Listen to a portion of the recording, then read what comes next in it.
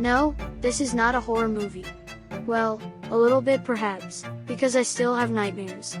This is the story of little Christof going to Alaska to feel even smaller. I always wanted to do the Alaska Mountain Wilderness Classic, but my parents said I was too young and not ready for that sort of adventure.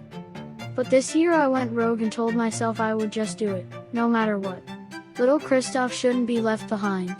The classic seemed to be a great opportunity for little Christof to get all his little dreams crushed. I bought a packraft a month before the start of the classic. That seemed like plenty of time for training. During the pre-race dinner, several participants convinced me that I also needed dry suit. So the next morning, 2 hours before leaving for the start, I bought a dry suit. That turned out to be a life-saving choice.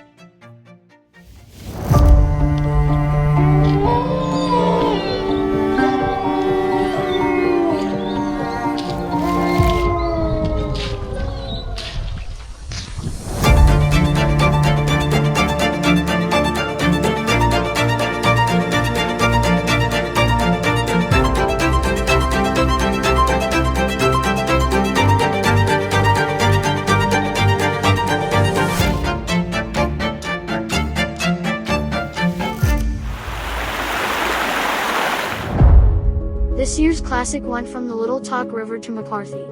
A big part of the course leads through the Wrangell-elias National Park. But for the classic, there really is no prescribed or even established route. Participants have to choose their own route. The pack was extremely heavy for little Christof. I had food for at least 5 days in addition to all the packrafting gear. The first day was incredibly slow and rather frustrating. Little Christof really felt very fragile and little in these massive Alaskan landscapes. For the most part, I felt like I had no idea what I was doing. I kept thinking that the other participants probably were on some trail that I didn't know about while I was bushwhacking for endless miles and hours on some poorly chosen route. I also got a first idea of what Alaskan rivers will be like. Fast, strong, wild, and ice cold. The sunset was just before midnight and the sun rose again just past 3 a.m. It never really got dark, so I never needed a headlamp. Little Christof should have believed the locals and just left the headlamp at home. I slept a few hours and then moved on.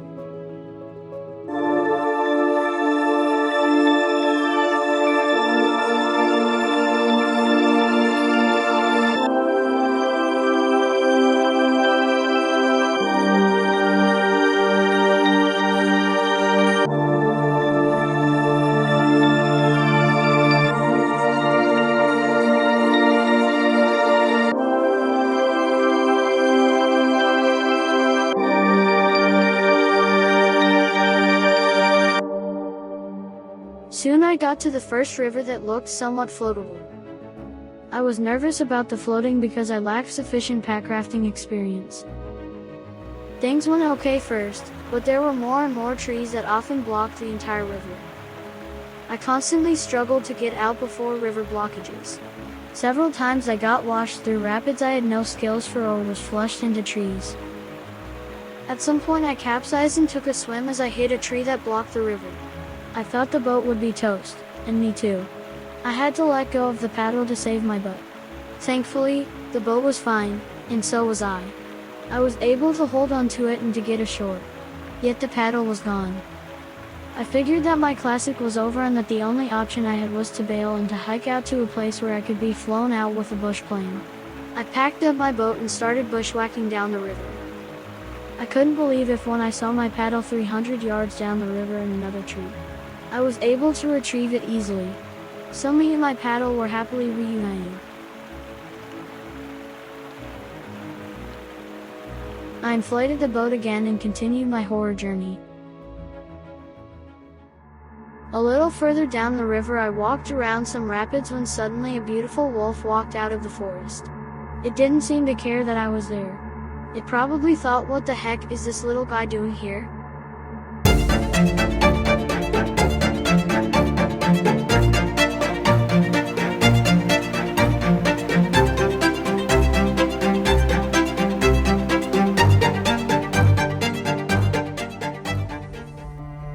On the next section I had to cross a river countless times. Some crossings were easy, especially when the river was braided into several smaller channels.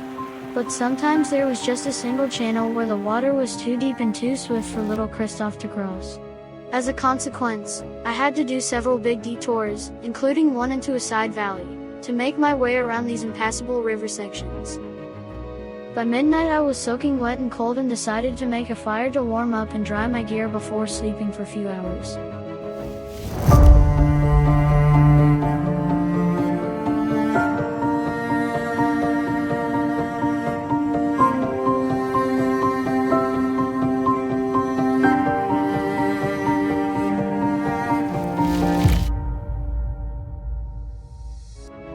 When I woke up, it rained lightly. The next day was more of the same: river crossings, soft and wet tundra, climbing up passes, going down into valleys, inflating the boat, putting on the dry suit, floating down some rivers, trying not to die, deflating the boat, removing the dry suit, repack everything, and repeat. You get the idea. At some point I spotted a grizzly who was about to cross my path. I did what one needs to do in such situations. Unfortunately, I didn't get it on camera.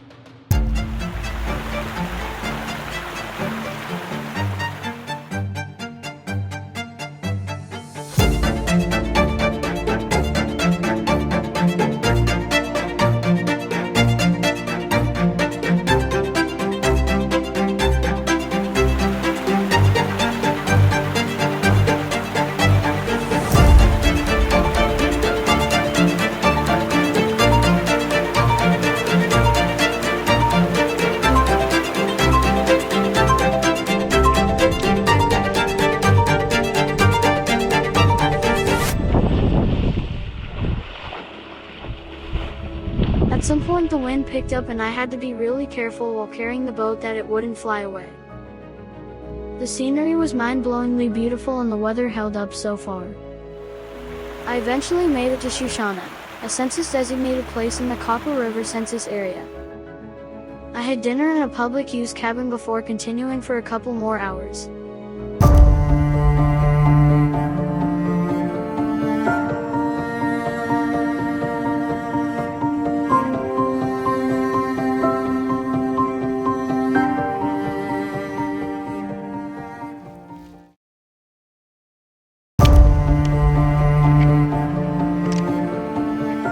The next morning I had trouble warming up, so I made another fire while I ate some breakfast.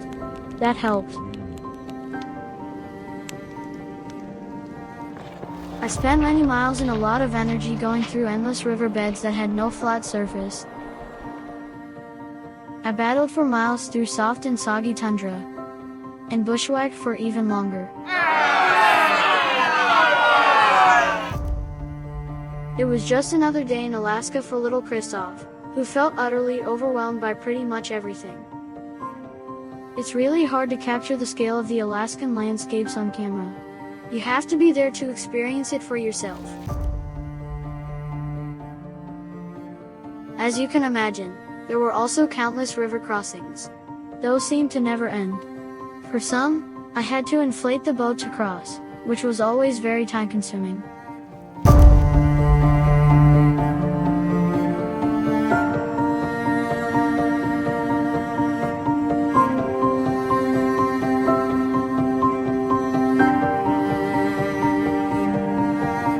Yes, I had to cross this one. It was quite hairy and I was glad I didn't get swept away with all my gear. All these rivers are essentially glacial runoffs, so the water is freezing cold. There really is no room for error. Especially as a solo participant, I had to manage risks more conservatively than when you are on a team because nobody was going to come to my rescue if I got in trouble. I felt that every hour there were several ways to die on this adventure.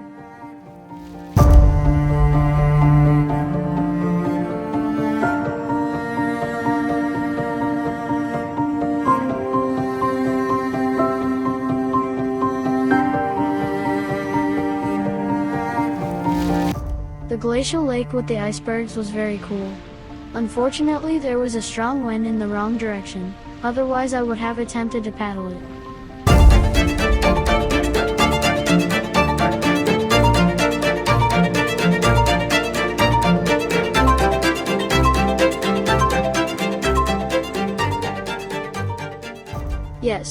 had to cross this too. And there were many more crossings to come.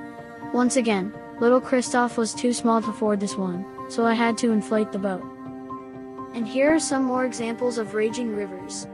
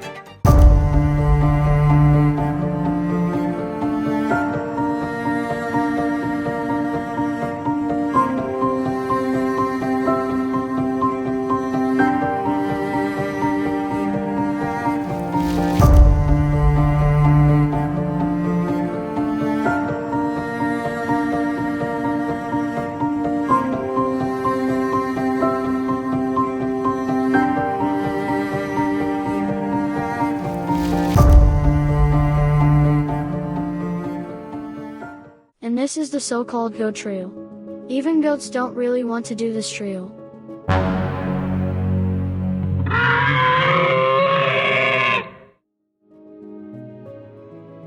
The trail is no joke.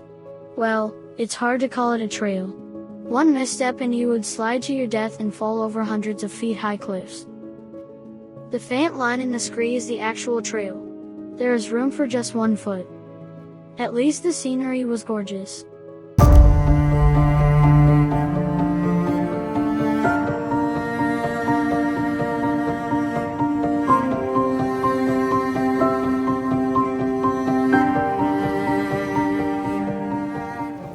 The bushwhacking down to the river was less fun.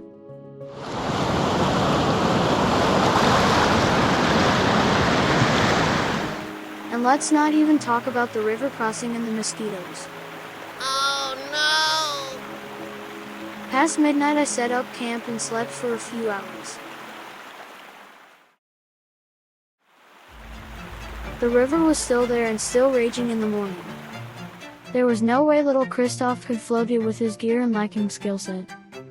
So I started hiking downstream. Of course there was lots of bushwhacking involved as well as crossing many side rivers.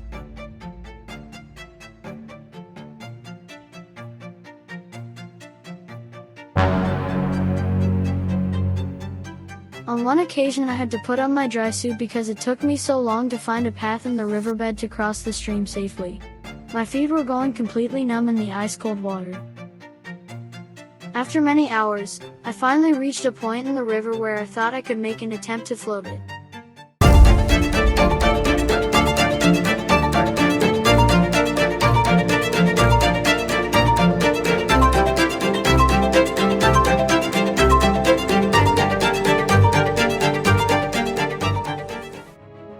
There were many hairy situations. It was difficult to pick the right river channel. Some were blocked by trees, some were too shallow, and some ended up with massive rapids in unexpected places. It took me forever to clear that river section. Occasionally, I could relax a bit, but never for more than a few minutes. Little Christof was really getting to the end of his mediocre forces.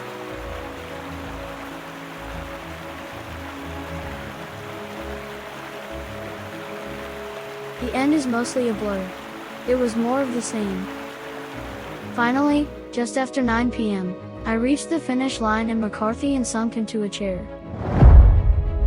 Little Christof thought he was going to be the last finisher and that everybody had surely passed him somewhere. But I ended up finishing third. I was the only solo participant this year. It had taken me 5 days, 11 hours, and 24 minutes to complete the 2023 Alaska Mountain Wilderness Classic. Not exactly a record time, but little Christof was happy to be alive.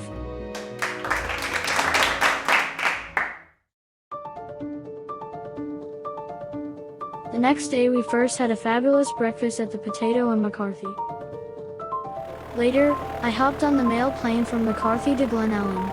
From there I took a shuttle to Anchorage. And in the evening I hopped on a red-eye flight to Portland. Little Christof was pretty tired when he finally got home.